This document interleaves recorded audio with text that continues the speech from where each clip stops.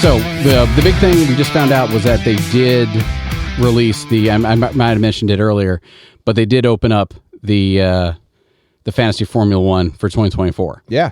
Which is huge. So I want to talk about 2023 and how all that worked to give a good foundation. Yeah, absolutely. Then we can dive into 2024 and we can do our drafts live. So my vote would be when we get back together here in a couple days, we can do a live draft where we pick out drivers, talk about it, whatever. Yeah, that sounds good. Let's get everyone on the same page as to how this all works. Okay. And then, we'll be off and rolling. Sweet. So you get, as per 2023, you get 5 drivers and 2 constructors, and you only have $100 million to spend on them. And this is the big difference between fantasy football in the United States and fantasy Formula 1 is in fantasy football, you have, if I have a player, you cannot have the player. And the leagues are a lot smaller. So I could have one fantasy league with you. I could have another fantasy league with my family. Yeah. I could have another fantasy league with my cousins. And they're all finite different pools, right? So I could, and this is, I've played fantasy football some and just never been that good at it. Oh, no. That's true, right? Yeah, you've got your office pool, you've got your friends, and so it's individual closed competitions. With fantasy Formula 1, it's worldwide. Oh, so you can have it subdivided into smaller pools. Sure. Like I had my friends league with people from work and people I knew all over the world, and there's only 16 of us. Yeah. But everybody, once you join Fantasy F1, you're in the global league, where in 2023, there was like 2.4 million people playing. Incredible. Okay. And yeah, that's very different. We can all have the same drivers. So the drivers aren't simple and finite. There is a non-zero chance that all 2.4 million or however many million people play it, all pick the same person. All pick the exact same lineups and everything. Sure. It won't happen. There's enough variation. And I did the math on it. But there's just south of 700,000 ways to set up a Formula 1 team. Okay. That's with having 5 drivers and 2 constructors, right? Sure. I did the math on that. Like 5 factorial, 2 factorial, not exclude, no, whatever, how that works. So they have to put in a price cap. Okay. And that is the great equalizer. So now, otherwise, everybody, to your point, would have Max Verstappen. Yeah. And everybody would have the best drivers and the best constructors. Well, now, like in 2023, Max Verstappen was like $30 million.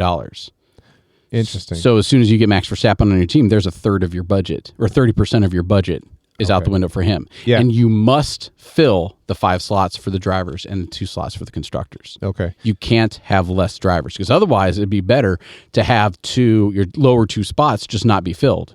But the problem is if you only have $100 million and the lowest drivers are like 5 million, top drivers are 30, there is no way around not filling those bottom slots with your Haas's and your Alpines and the more questionable drivers that could end up costing you points rather than giving you points. Okay. Well, cool. So with that, I've got a fairly straightforward, dumb question, which is why I'm here. So those of you who don't know I'm here, Paul's doing all the talking here because he's done this a couple times. I'm here because we need an audience surrogate. If you ever watch one of those police procedural shows, there's the, hey, I'm getting too old for this. And then you got the, hey, I'm the loose cannon, but I love this in my life. And then you've got the wide-eyed rookie who's just like, I believe in justice and system.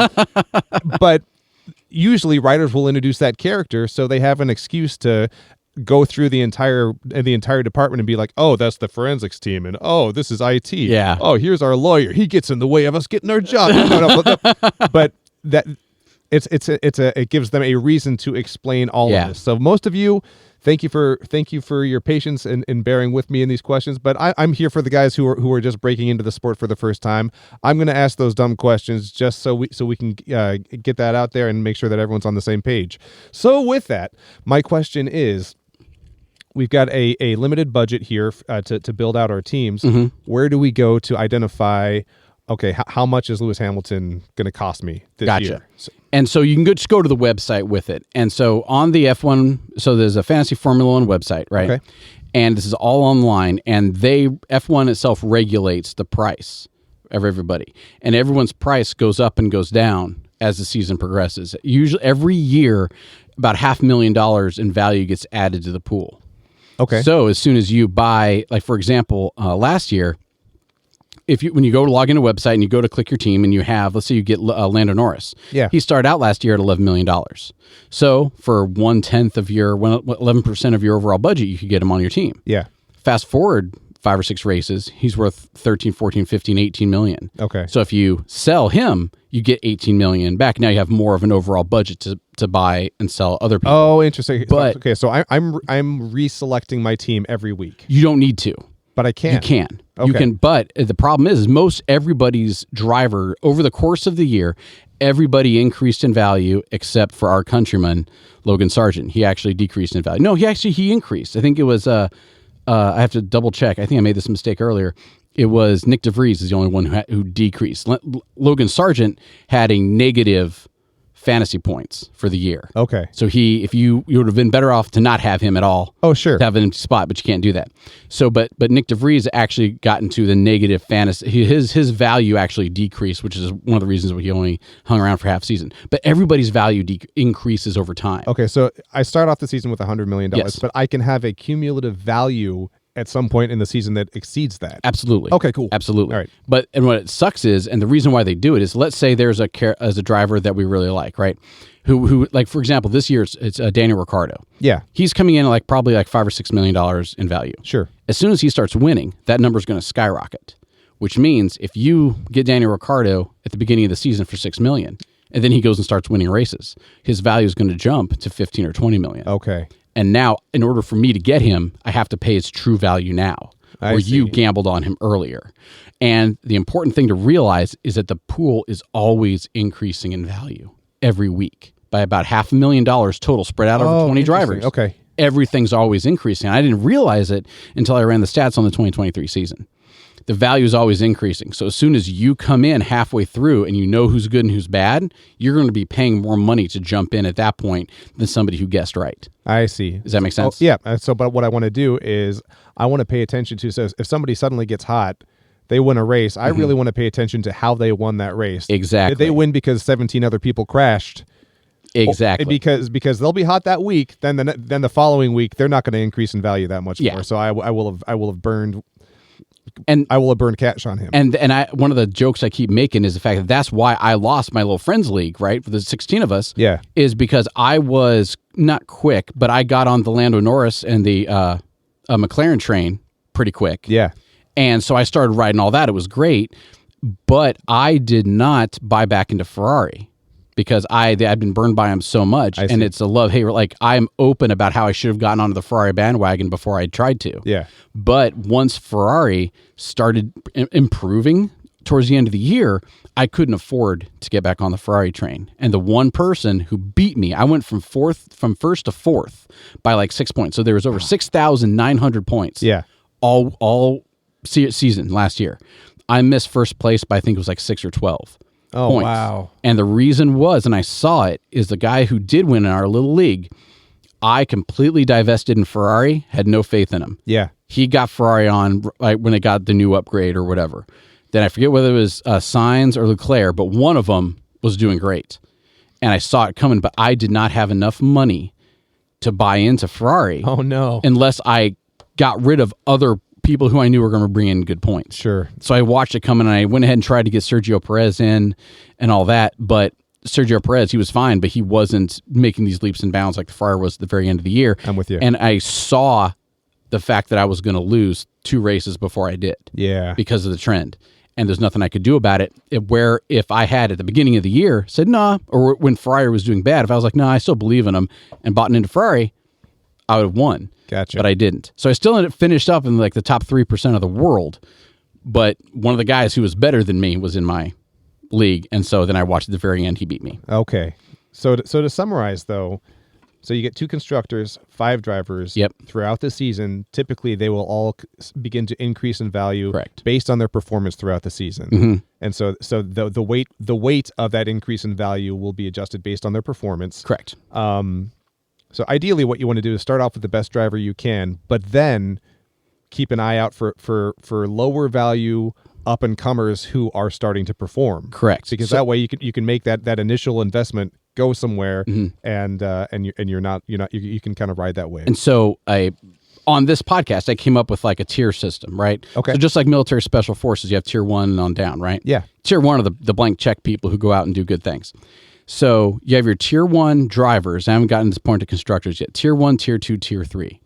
Tier 1 drivers, they cost over $20 million or more. And those are your Max Verstappens, your Hamiltons, your probably Lando Norris's this year. Okay. Your 20 million or more drivers, and you get a good return on investment. So there's a factor called points per million. So you want to make sure that you're getting a good return on your investment. Absolutely. Right? And so last year, the greatest drivers like Max Verstappen had 1.5 points per million over the average over the course of the season. Your lower end drivers had like 0.4 or 0.2. Okay. Right? And so your tier 1, if they cost 20 million or more, you want to get a PPM of over 1.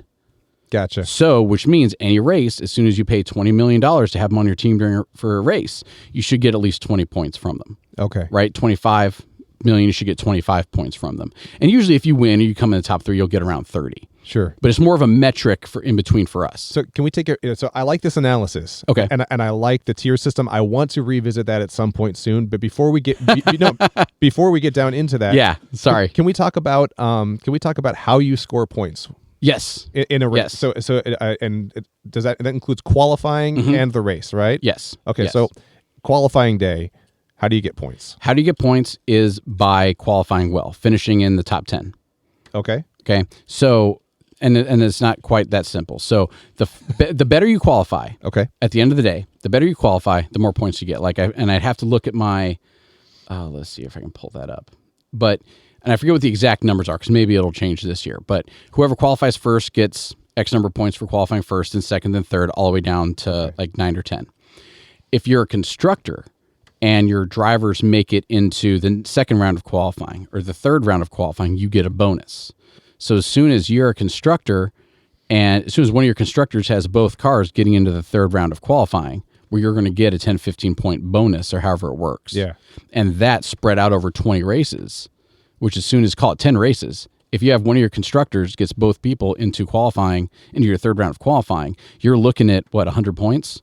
Oh, wow. Over the course. If let's say it's a 10-point bonus, I forget what it is.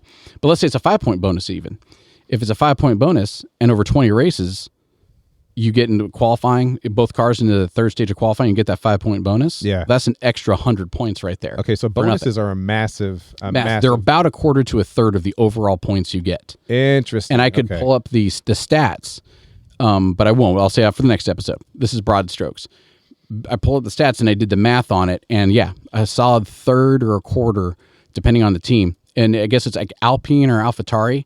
They had less fantasy points overall total than just bonus fantasy points that Red Bull had. Sure. So as soon as you get a lower end constructor over the long haul, you can't. You need to have those top tier constructors on. Gotcha. So would you prioritize a high performing constructor over a high performing driver? I would. And the reason being is you get the points from the drivers as a constructor.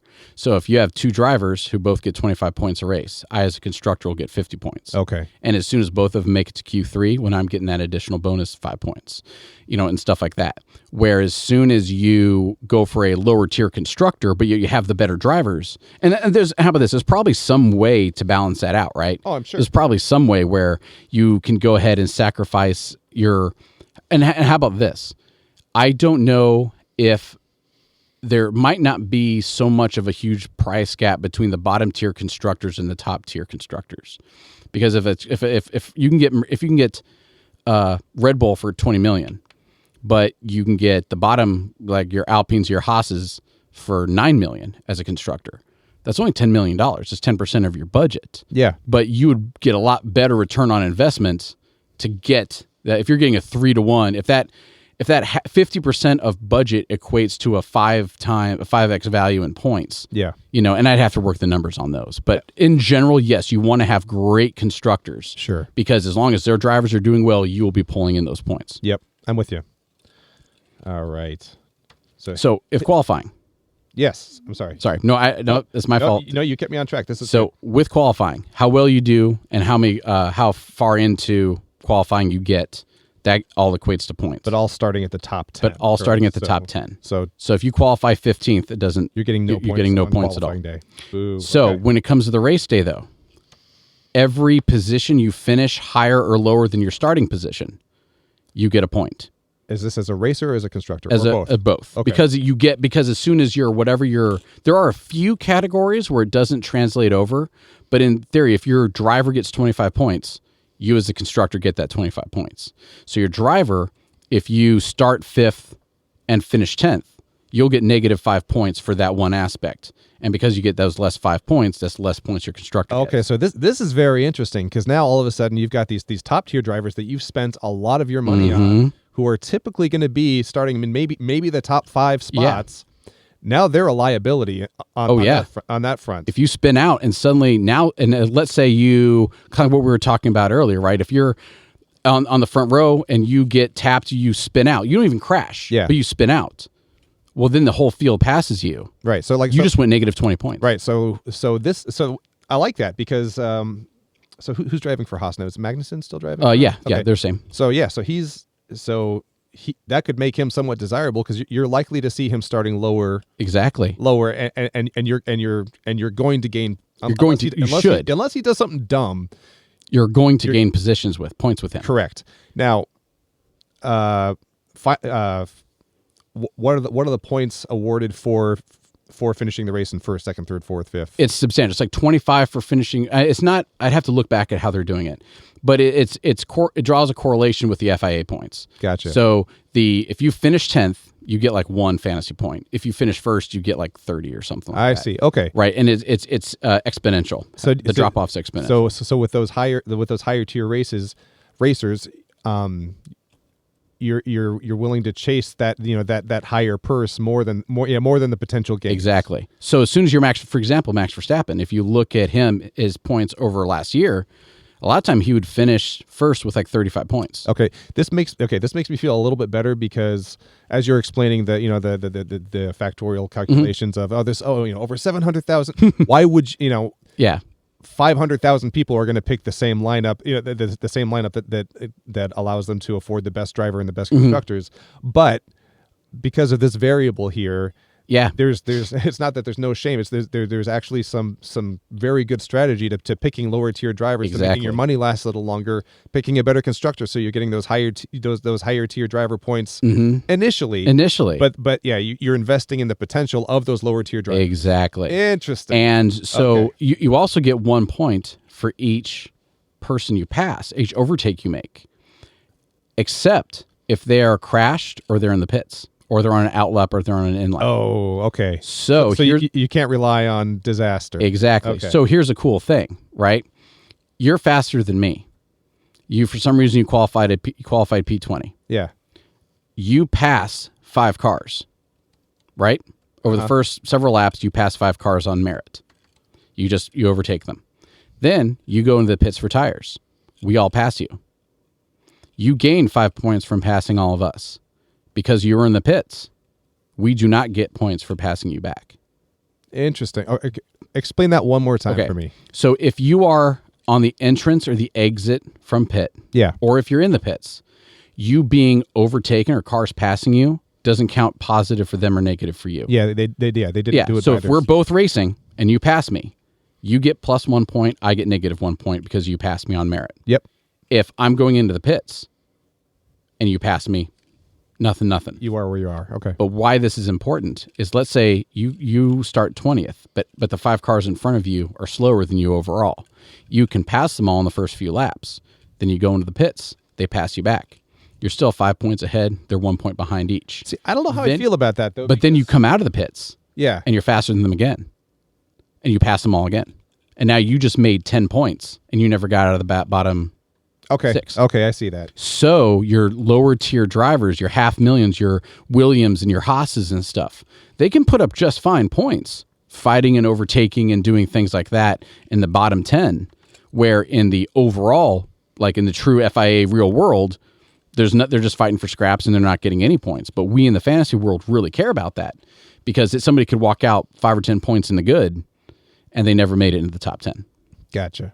All right. Yeah. Interesting. And where it really could, so the highest points possible is when you qualify low, finish high. Yes. So Max Verstappen and Sergio Perez both, and Lando Norris both had 50-point plus weekends. Because Sergio Perez did it, he messed up his engine or whatever, qualified 20th. Yeah. Had to start at the back of the pack, finished the race 5th.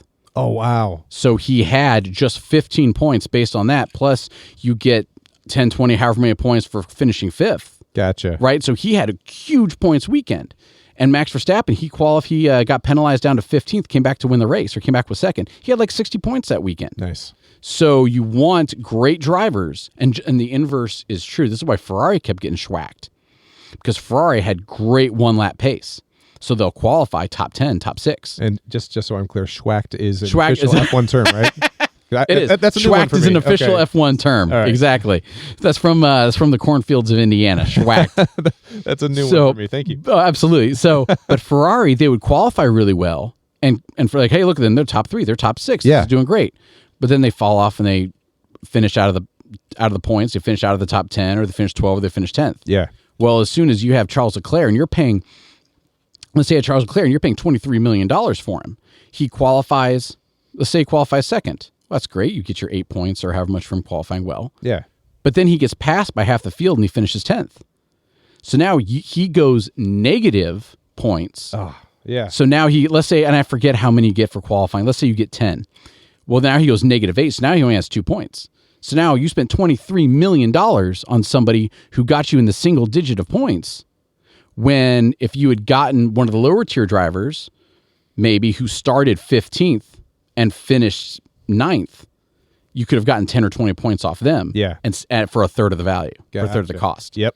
So, or even if you pick a driver in a season that their constructor's having severe engineering issues or recurring power loss or fluid leak or something like that, you can actually still end up in the black here because you start lower in a lower position, have to retire 2/3 of the way through the race, but you depending on how they did, you can still actually end up with points. You still actually end up in the positive with points because you get that -20 for DNFing, but you won't. Oh, I forgot about the -20. Thank you. Yeah, -20 for DNFing. But to your point, as soon as you passed a lot of people and passed back and forth and whatever, or if there's a good, or you qualified well or whatever, you can still end up in the positive. Where it gets really depressing is when you have those drivers that they get not classified they don't participate in qualifying, or they just didn't do well, and you get that huge negative because as soon as you get one -20 points for a DNF, and your driver only brings in 5 or 10 points a race, which is all you're really looking for from the bottom tier. Right. Well, let's say it's 5 points. One of those races you get -20. That means a quarter of your season is now washed at 0. Oh no. Because if they got 3 5s, so you're there at 15, and then the fourth round they get a -20. Sure. So now you're actually negative. Let's say 5. Yeah, you get 20 points for the 5 each for the first 4 rounds, and then you get a -20. Now after 5 rounds, a quarter of the season, you're back at 0. Okay, so another consistency with between this and fantasy football is early on you can see the writing on the wall. Oh, yeah. Well, here's the thing though. You don't have to. What's nice about this versus fantasy football is you kind of have to rely on the hope that you can trade for a player or claim someone off waivers. Where with this is like, okay, this guy's not performing. I'm going to sell him. I might lose a little bit of money, but guess what? There's still so much more upside and opportunity with whoever I can pick up along the way. It's not dependent on someone else within your league. That's a good point. I didn't think about it. You're right, because like in the fantasy football league that we had last year, there was a point when my father-in-law, Bob really wanted to do a trade. He just didn't have the right people. He didn't draft the right people, and that was it. And everybody who had the good people, they're not going to trade their good people. No. There's a whole strategy, I imagine, of like getting a whole bunch of good people and just benching them so no one else can have them. Oh, for sure. And no one likes that guy. No. It's smart, but no one likes that. No one likes that. But also you're not doing your job if you like, oh, here's a good player for you and a good player for you. Here you go.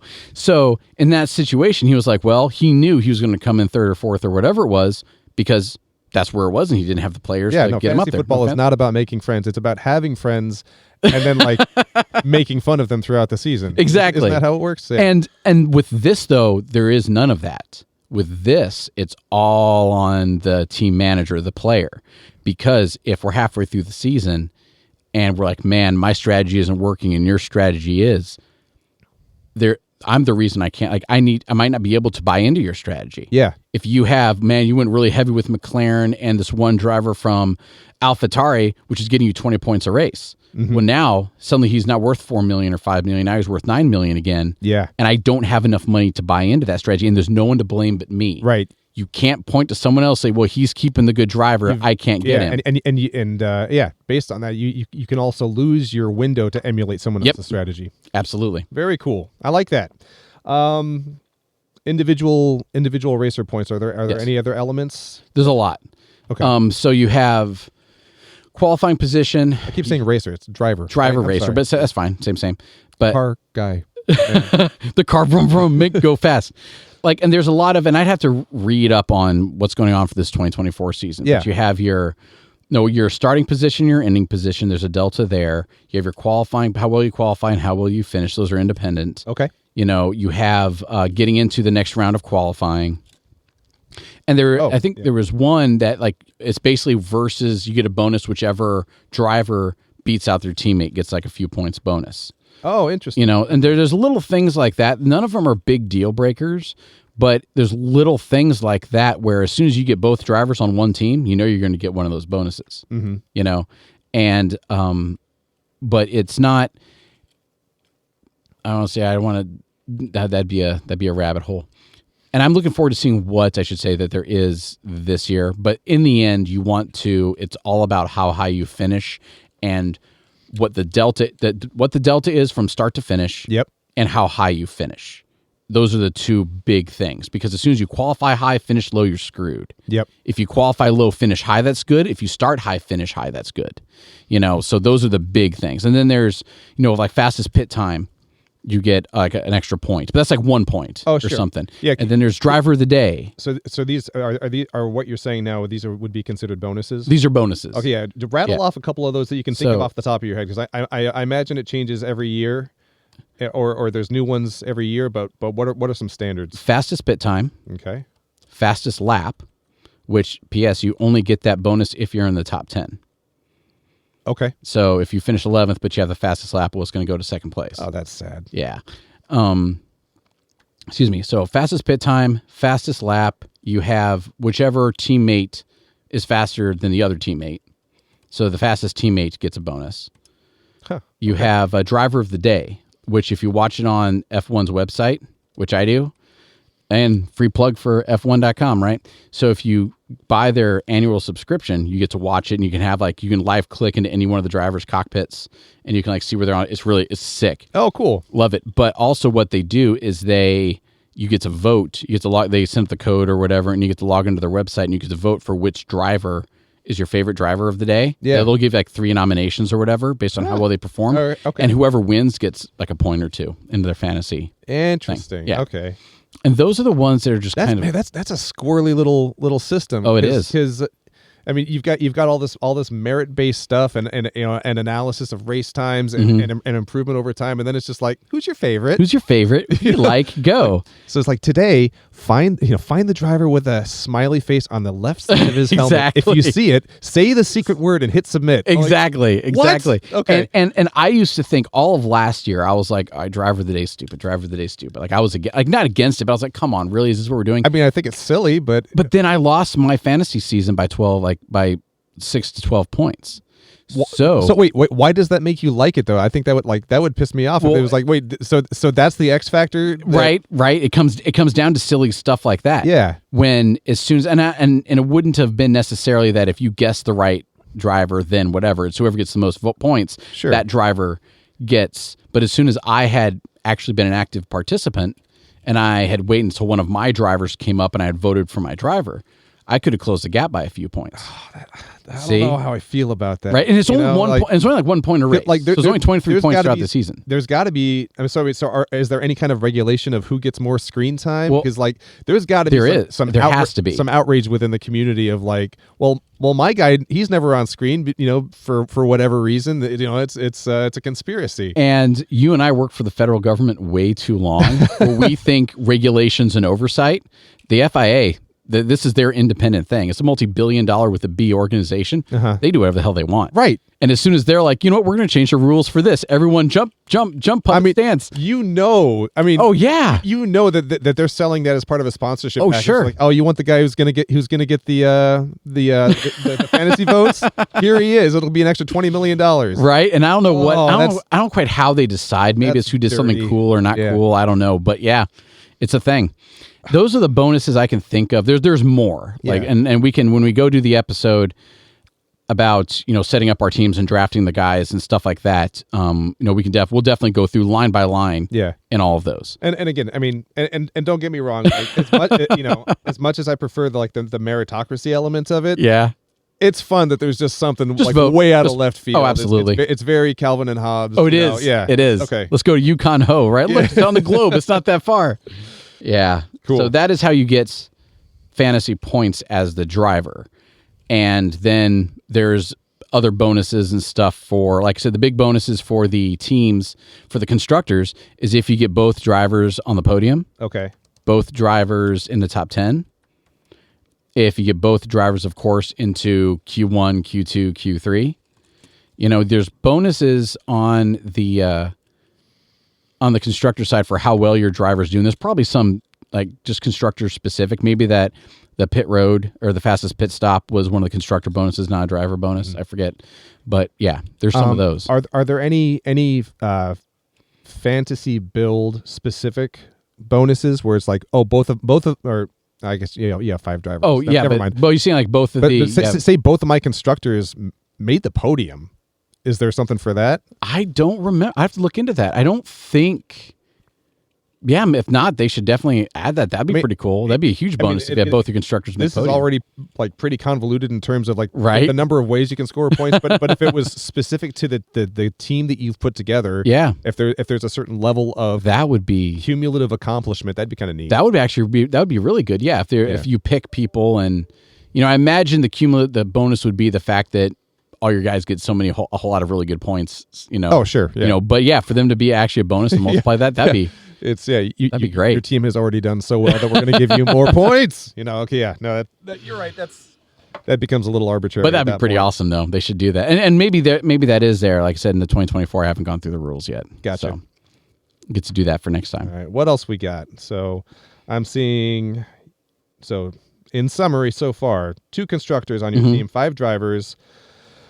You have your $100 million budget. Yep. Value is assigned on the F1 fantasy website. Points starting in qualifying, where you get points for being in the top 10. You lose points as you are passed. You gain points as you pass others. Yep. Constructors get bonuses if their drivers both. Oh, I didn't finish my note there. Both get within the top 10. Yeah. On race day, 1 point per position improved from the start, except for those that you pass in the pits or crash or retire. Do not finish loses 20 points. You get points for getting into the next round of Oh, there it is. Points for getting into the next round of qualifying, but that should have been in my other section there. And then points awarded for the top 10. Yeah. And then bonuses that you kind of rattled off, and there's going to be new ones each year. Fastest pit time, fastest lap time, but only for the top 10. Yep. Being the faster teammate, driver of the day, both drivers on the podium. I imagine. I think there's a bonus for that, and then both drivers in the top 10. I might be missing one of those up, but yeah. Gotcha. Cool. What else? Do we have any other? That's it, right? Like as far as broad strokes for scoring, that's it. Then there's the sprint races that come in. Yeah. And it's all the exact same. Okay. Except on a smaller scale. So there's just fewer points overall. You still get and the important thing with the sprints, I will say this, the important thing for the sprints, I left our little background went away. Oh no. I know. Here, let me see here. If you're watching this on a video, then you're like, wait, what podcast am I watching now? I don't know, because their little logo on the computer screen. It's black. It's none more black. And there we go. There We're back. it is. We're professionals. We are professionals. The big thing for the sprint is for the fantasy world is there's not a lot to gain, because if you win, I think you get like nine fantasy points, or you get 9 FIA points, but you get like a third. All the points are cut in like a third. Okay. So you get like 8 or 10 fantasy points for winning a sprint, but you still get -20 for crashing out. Oh wow. Yeah. Oh shoot. So okay. there have been some races where, and I was looking at it for Sergio Perez, and one of the ones I've recorded but didn't publish. He finished second. I forget which race it was, but he finished second place with 7 points. And this guy, you spent $23 million on him. He gets you 7 points for a weekend, a net 7 points, because he qualified poorly. He qualified well for the race, qualified well for, or whatever, went for the sprint, then he crashed out of the sprint. And so he got -20 points there. Yeah. And so when you add all up the goods and the bads, he gets like 7. And the problem is, again, and this is not a he equals bad driver thing. These are great drivers. The problem is the way it works out. Would they retire him if he took damage early in the sprint? They're just going to retire him and save his car for the actual race. Well, as soon as he gets a little fender nick, and they're like, well, I don't know about that for the aerodynamics and blah, blah, blah, blah, blah. Let's go points. There goes your 20 points. Oh, no. So you can be sitting going, man, this driver's no good. No, he's fine. The team is doing what they want to do to win the championship. They just don't care about your fantasy team. They don't give a crap about fantasy Formula One. Which is good. It really is. Fantasy league anything is great because it increases your interest in and the visibility of those lower tier drivers and constructors, so that's great. Your level of investment jumps, but purely the actual league. I'm not league. The actual is it a league? The organization. Yeah, that works. Should have zero care or zero motivation. To please any kind of fantasy league. You don't see Travis Kelce going to the Super Bowl and being like, man, got to get my 12 points, bro. You know, I mean, you do see individual players who are like, I'm worth more than this. Come on. I'm not getting any points because no one's targeting me. That's going to happen. You've got personalities. That's true. And this would be a fun deep dive episode to see like how invested the individual drivers are in their fantasy standings. Like, actually, that would be really good. I mean, if it came out, this came out today, like how pissed off is driver X that he's only worth so many millions? Like, I'm sure that's a thing. It has to be. These guys have huge egos. Oh yeah. You don't get to your point that you made earlier. Like, you don't get to be in there unless you are the sort of person that'll trample the weak, hurdle the dead. Like that's what you want. Yeah. So as soon as you're only come out you're like, man, I'm only worth $6 million. Yeah. I'm worth more than that. What are you talking about? That's got to be a thing. So, oh gosh. So that's awesome. This is fun stuff though. I love it. It's cool. I love it. What other questions do you have going down the list? I do have another question, and that was so race day. Top positions get a certain number of points. Is it limited to the top 10? Yeah. So you get for the finishing top 1 through 10. Yeah. Get points based on how they finish. Okay. Whether I finish P11 or I finish P20, points wise for where I finished, that's all same. It doesn't matter. However, what matters then is you still have all the other points for passing, for fast times, for finishing higher than you were, things like that. So all of those points still matter. So you can still finish 11, finish out of the points, and have 20 and have more points than somebody who's in the top 10. Yeah. So you don't get awarded fantasy points for your position win outside of the top 10. Okay. So if I go from 20 to 10, I've gotten myself 10 points. If I go from 15 to 5, I've got 25. Then you have 15 to 5. Then you have whatever the 10 plus that. Yeah. Okay. Right. So okay. Cool. Yeah. So, which is why what you want is somebody who will start low and finish high, or start high, finish high. If you can get that passing in, that is huge. But also as soon as you start high, finish low. Gotcha. Then you not only spent the money to get the start high, but you're finishing low, and so then you look and you're like, all right, this dude cost me a quarter of my overall budget, and they're bringing in negative points. Yeah. Like, what the hell? And I think we talked about this once in a previous episode. you have to lock in you're allowed to go all the way through practice, but you have to lock in your team prior to qualifying, correct? Correct. Okay. And there's one asterisk next to that. And it's a topic that we purposely haven't gotten into yet because I don't know how they're going to do it for the next year. Yeah. And so it's the object of like chips or tokens.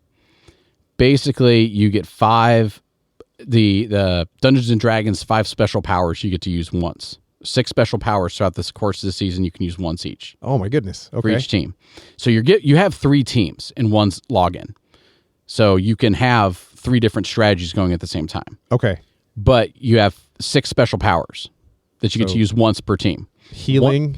Right, exactly. Lightning bolts. Lightning bolts. Yep. You have your tires of going really fast. Exactly. Terrible drivers, but the necromancies, you get to bring a car back from the dead, and he gets to drive around some more. There's some amazing crossover potential here. There really is, and I would watch that movie. So and with one of these special powers you get is to make a one lineup change after qualifying before the race. Okay, explain that to me. So basically what it is, and you don't want to use it because, so let's say you had Max Verstappen, right? Yeah. $30 million expecting lots of points. He qualifies bottom. Well, sweet. Well, from our strategy suite, yeah. Most people just freak out and they think, oh my gosh, what's going on with Max Verstappen? No, but it's Max. It's Max. At the bottom. He's going, in the RB19, he's going to do well, right? But if you don't have the diamond fingers, or let's say for some reason you judge one of your guys as not doing well. Is the diamond fingers another one of your powers? I wish. That would be that sounds diamond hands, cool. Right? Yeah, like with stock trading and stuff. Oh yeah. Oh yeah, that would be great. Can you imagine? That'd be awesome. I was thinking just like from a combat perspective. Oh right. Can you just right? Diamond fingers. My eyes. So you have the ability to swap out a driver. The reason why we don't want to do that in Fantasy Formula 1 is first off, starting low, if you have a good driver starting low, that's good. They can make those points back up, right? Yeah. Uh-huh. In general, and it's counterintuitive, but start low, finish high, that's a recipe for success. And as soon as you have somebody who normally does really well, who starts at the back of the pack, you're fine with that. Absolutely. Now, and it depends. Like, for example, Red Bull and in 2023, Red Bull would just pass everybody. As soon as you have an Oscar Piastri, who was for McLaren, and he starts 20th, he might get into the numbers. I mean, he might pass 5 or 6 people, but sure. His car just isn't over the top fast enough. He's not a passing machine like the Red Bull was, right? Yeah. But if you got Oscar Piastri in the top 10, then he can do great. Yeah. So you have that special power. So after you make the lock, after qualifying, if you want to use your special power, you can swap out. The only time you would want to do that is if a driver is injured and not racing in the race. That's fair. That is the only time you'd want to do that. And you get to do this once season. Once per season. Okay, so 23 races. 23 races, you can only do it once. And so that's why you wait for somebody to go to the hospital. Oh, yeah. God forbid, right? As soon as somebody crashes out and in qualifying, then if they're just starting at the back of the pack, you just accept it and you don't use this power for that. But as soon as they're like, hey, listen, he's got a broken arm, he's going to do fine, but he's not going to be at the race. Sure. And then what a lot of teams will do is they'll bring in their reserve driver, give them the reserve car, and tell them to good luck and don't die. Yeah. However, at least in 2023, they don't automatically make that switch for you. Gotcha. So I am listening. I'm sorry. What's right? No, it's just more and more. Oh, about the special powers? No. It's just you when you were talking about the guy breaking his arm, and now I'm just imagining a guy who's like, "No, I'm still good." He's just got one arm out. He's just doing like, no, we're fine. Is rookie of the year style, right? Right. Okay. Daniel Ricciardo would have done it, because he's the one who broke his arm last year, and he would have been like, "Man, I could just drive it. Come on, let's do it." Yeah. But yeah, so. And then, because as soon as you have a good driver that qualifies poorly, just let it roll and count on them doing better. Yeah. And count on them passing people and still getting you some good points. If they're actually no kidding out, the F1 doesn't automatically swap in a new driver for you. Like the game doesn't let you do that. So if it's a low person, well, then maybe you're better off, right? As soon as you have the guy who naturally brings in -1 points, everything, you just can't get rid of him. Well, first off, figure out a way to get rid of him. But second off, as soon as he crashes, well, then fine, you just have that vacant spot, and that's good. Okay, so with that, do you get whatever his market value was back in your budget? You have to trade him. Even if he's, dead? Even if he's on the roster, you have to trade him. Oh. Yeah, and that's the crappy part. Okay. Is that, for example, as soon as you had, so Nick DeVries was out last year, and in comes Daniel Ricciardo. You spend your $4.5 million on Daniel Ricciardo. Well, then 2 races in, he crashes out, and they're literally flying in Liam Lawson, like on the jet. Yeah. He's sitting there getting his drink service, and like, well, sorry, I can't drink. Why? Well, first off, I don't know if I'm old enough, but second off, I have to be behind the wheel of an F1 car, the most powerful automobiles in the history of the planet. Right. I get to be driving this in 6 hours, So I had to sell Daniel Ricciardo for his market value, but they bring in the replacement driver at the bottom of the market, so $4.5 million. Gotcha. So Daniel's call it 5. I was able to get in with Liam Lawson at 4.5. Okay. Liam Lawson jumped up to like 6.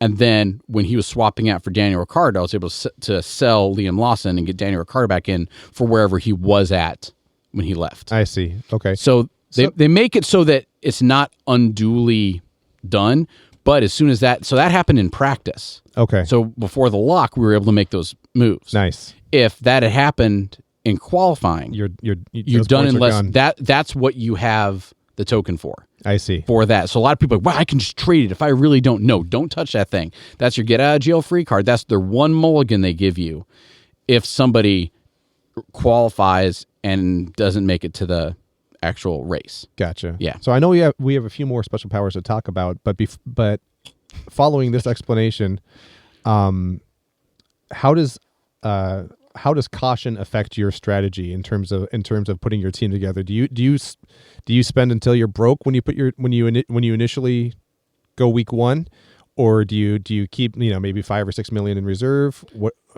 is that something that you consider, just to say, you know what, this driver's not working out, I got to sell him, and I need to get someone with a little more value, and you know what, I had this saved away for a rainy day. Oh, I see what you mean. Yeah.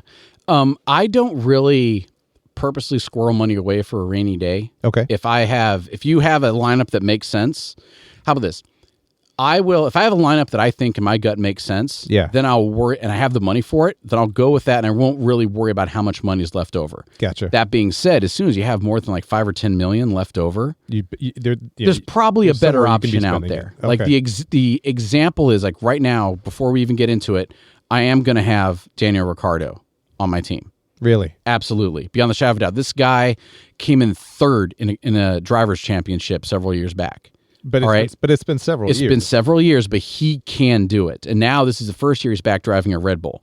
And he's going to be coming in at $5 or $6 million. So if you want a value, he's a bottom tier driver, absolutely. But he has that capability. And when I ran the stats on him, the points per million, he was one of the higher points per million last year, just in the 7 races he drove. Gotcha. So some of the variables you're looking at is a immediate dollar value. Mm-hmm. Obviously he's got experience. Yep. He's got winning experience. Yeah.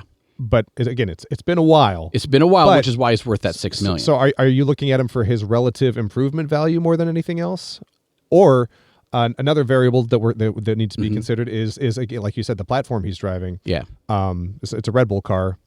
Where do you go to look in terms of the capability of the vehicles? Gotcha. I do look at the. Oh, no, sorry. Here's 19 questions. No, these are all really good. I am under. Excuse me. I'm under no delusions that Daniel Ricciardo is going to hop in. I think it's AlphaTauri. Is that who he's racing with this year? I forget. I need an AlphaTauri Alpine, one of the two. Because AlphaTauri is not the fastest. Whichever one. No, the baby Red Bull. Let me see. I don't know what that would be yet. Sorry. I know, and I should know it off the top of my head. This is proof that I need to stay up on my. Let's see here. I have to go to my little spreadsheet. I think he was AlphaTauri. So for example, he is a great driver, but that car that he's racing just isn't win capable. Yeah. Right? It's not. Sure, it's got a. Let's see, where'd he go? Daniel Ricciardo, AlphaTauri. Okay, cool. Yeah. So he's driving an AlphaTauri. He's not going to win a race. Like, he's just not. He might climb up, but right away he's just not. They don't have enough money, and the AlphaTauris have never won the championship. Yeah. But as soon as I'm looking around him, he has the experience, he has the capability. Just right now, I don't think his machine's there. So I look at him, and I'll explain the opposite side. The people who disagree with me, I'll explain what they look at. The way I look at it is you have a driver with all the experience in the world. Sure. For one reason or another. This guy has been around in the heyday back before Red Bull was good. All right, he's been on Red Bull before Max Verstappen was there. Oh yeah, I think they overlapped by 1 year, something like that. That's part of the reason he left. He's like, well, this sucks. They're hiring this young upstart, and I've still got my best years ahead of me. Exactly. Yeah. Right. So he has all that experience. Yeah. So if you take that and put him in a if you put him in a non-winning car right now, they have a pretty good chance of, if that car is capable of doing really well, he'll do well. He won't, at least based on last year. He is a solid driver, and he won't crash. He might get crashed into. I mean, sure. And he did crash and he break his hand. But and we can go do a whole episode about that. Like, that was a choice for him. He could either duck low. He was going around a turn, and he saw a car that was spun out into the wall, and it was wet, or at least it had recently rained.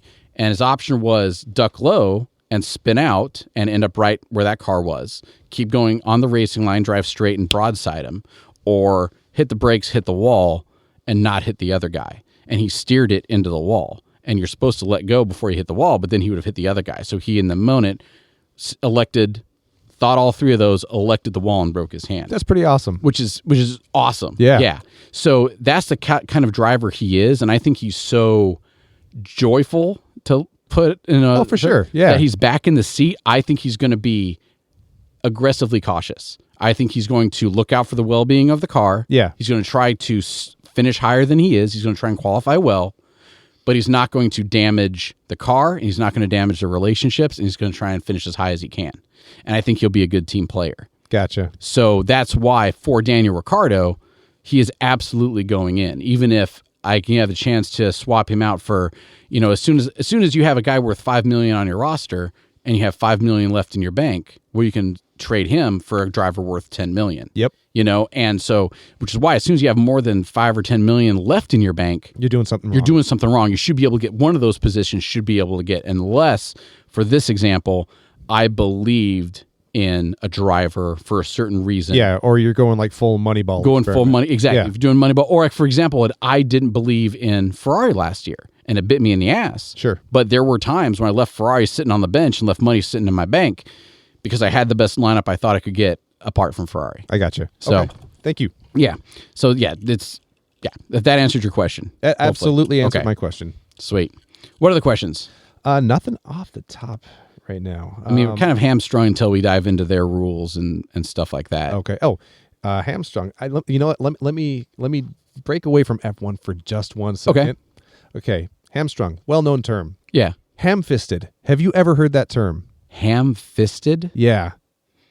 And I don't, because if you hamstring, well, maybe. Yeah, no, ham-fisted. That means like heavy, like a heavily. And yeah, exactly. Like it's done very indelicately. Done very indelicately. Okay, yeah, cool. I could see that. Thank you. This is just a personal vendetta issue that my wife and I've used the term ham-fisted, and she looked at me like I was a crazy person. But again, if we're going based on your initial impression, it sounds like she might be right because no, and it took me. I was thinking, because where my mind went was, if you hamstring somebody, you take their legs out because you have your hamstrings and you like sever their hamstrings. Like it's bad. It's like, but when I was thinking ham-fisted, I was like hand-fisted. But no, that's ham, H-A-M. Like big old, big old ham. It's like doing a really bad job telling a subtle joke. Like, or like, and I just like, if as soon as you're working like sides of pork or sides of beef, you're throwing it around, you're not being delicate with it because it's big and it's heavy. I don't know the etymology for entirely. However, you know what? Let's ask. Oh yeah, this is going to be great. This is important. This is very important. Let's see here. Ham-fisted, clumsy or bludgeoning. Thank you. Ham-fisted attempt. Yeah, that's from dictionary.com. I'm gonna try to incorporate that in our analysis. We should. Week to week. Ham-fisted. We need to come up. He's a ham-fisted driver. You know, we need to come up with catchphrases too. We absolutely should. Because somebody's, man, that dude's ham-fisted. Because we're Americans, right? We can say stuff like ham-fisted. That's a thing. Yeah, it is.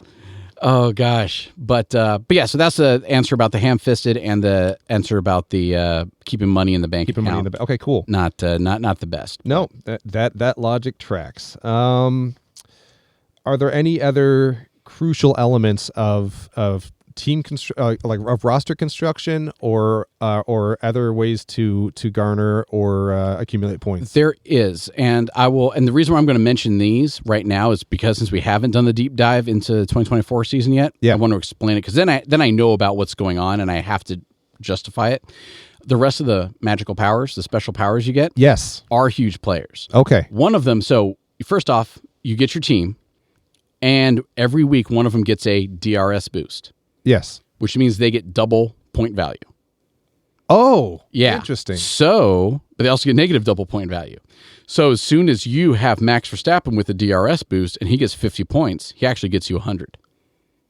Wait, so if he uses his DRS? So you have to, every race, you have to assign one person on your team as a DRS driver. Okay. And that person gets double points. And so it'll double the value that they bring in. Exactly. If that's a negative value, you just use yourself. Exactly. Oh, okay. So usually you put it on your highest driver, which was Max Verstappen for most people. I feel like I'm learning craps like in Vegas where there's just like there's so many so many rules and it is to bounce it once, but at least one of them has to hit the wall and whatever how that works.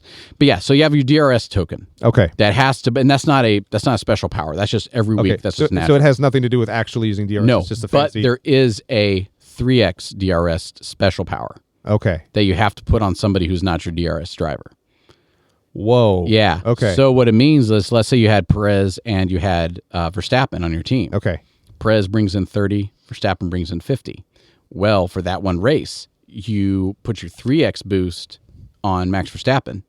Now your 2x boost has to go somewhere else. You put on your next valuable driver, Sergio Perez. I see. So Sergio Perez goes from making 30 to making 60. Yeah. Max Verstappen goes from making 50 to making 150. Okay. And that one race, you took 50, 60, 70, 80. You took an 80-point pairing. Yeah. And turned it into like 260. Yeah, exactly. Yeah. Wow. Okay. So, and I caution you, and the reason why I'm interjecting is people misuse it. You have to use it correctly. You have to use it on the right race. Otherwise, because last year I was like, okay. So you have a one-time 3x, a one-time 2x. Nope, 2x is constantly. Oh shoot. Okay. Every week is 2x. Oh, I'm with you now. I'm sorry. Yeah, Thank you. Fine. Yep. But your 2x has to go to somebody else if you're going to use your 2x driver as your 3x. Yeah, I'm with you. And the issue is people use it. Oh, it doesn't really matter what race I go to. Max Verstappen's always going to win. No. Why don't I? No. And I used it foolishly. I forget which one I used it on, but it wasn't the best. So you have to do, and that's where this podcast will come into it. Sure. Because we'll do research on the tracks and talk about how well people have done in the past and get a more educated. Well, and I mean, and you have cars that are going to be better on straightaways. Yep. And you know, there are going to be certain race courses that don't take top speed into account because they're so technical. Yeah. Okay. And as soon as you say, you know what, I'm going to put my 3X DRS on whatever car this time. That could be the one time that it rains. Yeah. They have a horrible qualifying. 2 laps into it, 2 other jokers crash into each other and they put him out and they go negative 10 points. Mm-hmm. But now because you used DRS, now you're negative 30. And then when I used the right DRS and went positive 150, if you use the wrong DRS and they did a bad race and they go negative 30, that's almost a 200 point swing. Cow. Yeah. So it's hugely important. Yeah. So you have the 3X. You have the replacement if they after qualifying. There's one where it's no market cap. Basically, it's a unlimited money. So doesn't matter. Forget money. You can have anybody on your team you want. Oh shoot! Yeah. But for that week, for that 1 week, then it reverts back. Okay. And again, people misuse it because what I did was, oh sweet, what do I want? I want both Red Bulls. I want both Mercedes. And I want my Ferrari, and I want my one Ferrari driver, and I want my Red Bull, and I want my Mercedes constructor. I have all the best people. Somebody has to lose. Exactly. And you just put all your eggs. And then as soon as you're driving around and suddenly, for some reason, Lewis Hamilton can't get past 6th, and George Russell bumps tires with somebody and he goes out. Well, guess what? Now you have 2 DNFs. Yeah. And it's, so you the bonuses are framed. We look at it and say, wow, I can have no limits, but you're going to suck if it's bad. If you choose poorly, then it's going to be really bad. Oh yeah. You have Sainz and Verstappen crash into each other. Exactly. You get 2 DNFs. Another token, I didn't mention this before, but you can only in between races change 2 drivers. Okay. You get 2 free changes in between each race. one of the changes carries over to the next. So you can't rinse and replace your entire team after each race. Oh, you can only sell 2 people and hire 2 new people. So there are no overhauls. You've got there are no overhauls. That's an important detail. But you do go negative 4 fantasy points for everyone after those 2 that you want. So you can do a full overhaul. Oh, okay, but at a cost. At a cost. Okay. And I say all that to say, so you can accumulate it. So eventually you can have three swaps saved up. Yeah. Right. And then you can change half your drivers. You can change both your constructors. Like you can. One of the magical powers is you have unlimited trades. Oh, that's so cool. Then you can go, and that doesn't revert back. Gotcha. So you will sit there, and when I'm trying to, if I have like one of my third team or a team that's not really doing well, when I have 2 weeks before the next race, I will use that magical trade one and just swap drivers in and out constantly. But that's still within the confines of your budget. That's still within the confines of the budget. Okay. Yeah, you still are budget constrained, but you can make all the switches you want. Absolutely. Okay, so. Yeah. So I would imagine that's going to be the one special ability that is probably used. I wouldn't say the least, but that sounds like something has gone horribly wrong over the course of the season. I need to hit the reset button. Yeah. Okay. I need to figure this out because and this is a tool I use. It's nothing's final until you hit send. So you can move drivers in and out. Oh, I see. Right, but then it'll say, "Hey, you've used up how many of this, and here's all this. Hit send." Okay. If you want to proceed, you will be. If you want to proceed, you will be using this value. Is this what you want? Yes, and you approve. And what I accidentally found myself in is at one time for one of my teams, I was just trading people in and out, trying to see what the good lineup would be. Sure. And I went to cancel it, but I accidentally approved it. Oh no! So I went negative. I used up all 2 of my major spots. Plus what, 6 plus other? Like 3. So it was just drivers. It went 4. So 4 times 5 is, I went negative 20. Oh yeah, you have 7 people. Yeah, but so I went negative 20. Okay. Right. I was like what I do, yeah, right? So what I had to do was I had to go and I used my special power for unlimited changes. Sure. And that erased it. Oh, so you can do that retroactively. Yeah. Well, because you can go back and you can readjust it. And you can add your token anytime. Yay for good IT infrastructure. Right. Good job, F1. So we have unlimited swaps. We have limitless bankroll. Mm-hmm. We have the 3x DRS boost. We have your emergency last second swap. And Diamond fingers. That was it. I forget what this is going to be bad. I forget what the other ones were. How was it? Because I thought there were 6 of them for sure.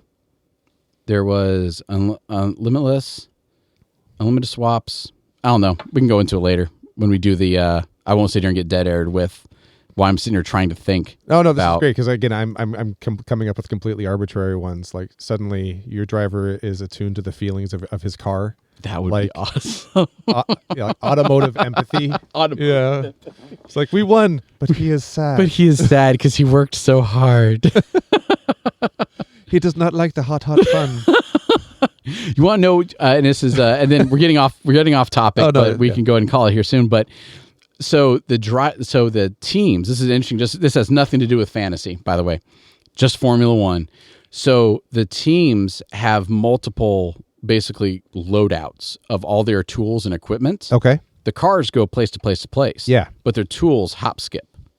So all of their equipment that they have, the air guns and the whatever, and all the headsets and the radios and the blah, blah, blah, like they'll use that in race number 1, and then they will freight it to race number 3. And race number 2 is already pre-staged, and that stuff will go to race number 4. Interesting. Yeah.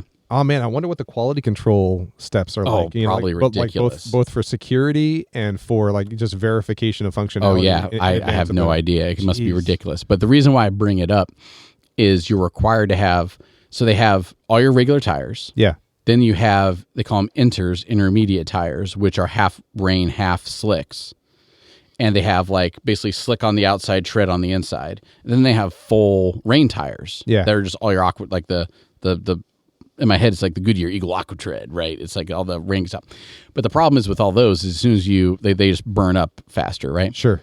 But you're required to have them all on hand. So this first race that happens at the end of the month in Bahrain, the desert in the Persian Gulf, they're by a Formula One law required to have rain tires there. Oh, that's so So weird. they had to ship. They had to pay the money to ship rain tires to Bahrain, where it rains once or twice a year. I can only imagine just some of the logistical nonsense that they have to deal with from week to week for just local government regulations. Oh, can you imagine? Just cultural norms and it's stuff. It's stuff that the principal staff is not going to worry about. It's just the support teams have to have some wild stories. Can you imagine? There's some of those I can only imagine trying to get into Azerbaijan or Saudi Arabia, and you're like, "Hi, we have all of this stuff." Right, and there's a race. Is there a race in Singapore? I think there. Yeah. Okay. Yeah. I mean, and going to Singapore, and it's like a million degrees and humid. Oh yeah. And everything else is man, it's. Oh, it's great, but no, you're right. That the logistics train for Formula One. That's actually one thing they're wanting to do. They reorganize the races this year, allegedly, so they're not having to crisscross the globe. Okay, yeah. So continent by continent. It's more of a linear, international road trip. Exactly. Gotcha. Instead of no globe trotting. Yeah, like they did. Yep. But, well, cool, right. Man. Now I think this has been a great summary. Yeah. I'm excited for next week to actually we'll draft live, and you can walk me through. Yeah. And so I make. Going through the actual. Oh yes. So what I'll do is I will get in. I'll read the rules. Okay. And that's one of the big things that this podcast will help with. Is I'm going to read, assimilate the rules, and be able to explain them. That's great. Because there was a lot of times, when I first started, when I was in Bahrain, and I first started playing Fantasy Formula One, we would get a lot of really smart people together and go, what are they talking about with this? Yeah. And how does it work? Yeah. Just like Wisdom, all the different ways to, as soon as I started explaining all the different ways to score points, it's like, man, is this, how did I learn all this? Well, I just took it from just watching and playing and being like, how the hell did this work whatever way? So I'm going to figure out the rules, and I'm going to get a team. I'm not going to pull the trigger on my team yet. Okay. But I'm going to kind of get a couple sample lineups going and stuff like that. Then when we get together to do the next episode, we're going to actually share the screen. Yeah. And that way you can show your login, and then we can talk people through how to get registered and things like that. So that's what we can provide. That sounds great. In the meantime, Sweet. I'm going to try to get smart on the existing roster of drivers and do what I can in the short period of time. And then, Sounds good. Cheers. Cool, man.